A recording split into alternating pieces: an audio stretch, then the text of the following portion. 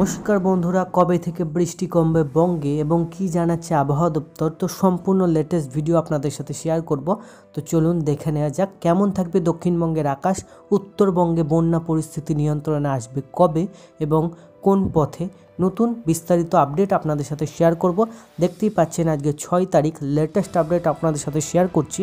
বন্ধুরা পুরো ভিডিওটি দেখবেন, ভালো লাগলে লাইক শেয়ার সাবস্ক্রাইব অবশ্যই করবেন।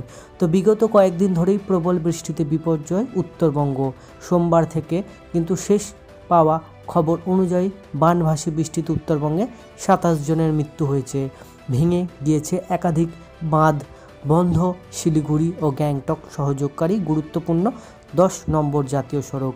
বুঝতেই পাচ্ছেন বন্ধুরা, ভয়াবহ বন্যা পরিস্থিতি হয়েছে।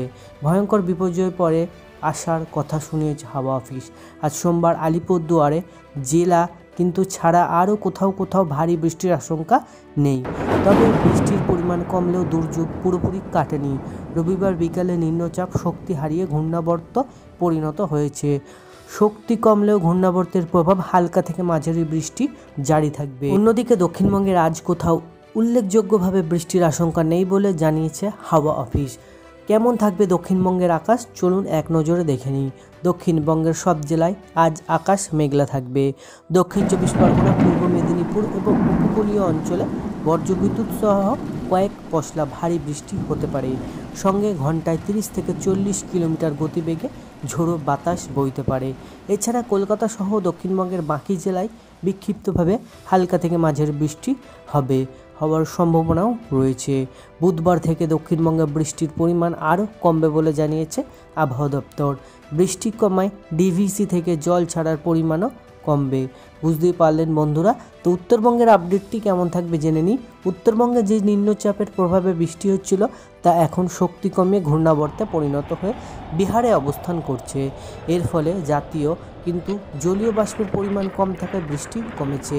আজ সোমবার আলিপুরদুয়ারে ভারী বৃষ্টির সতর্কতা জারি করেছে আবহাওয়া দপ্তর।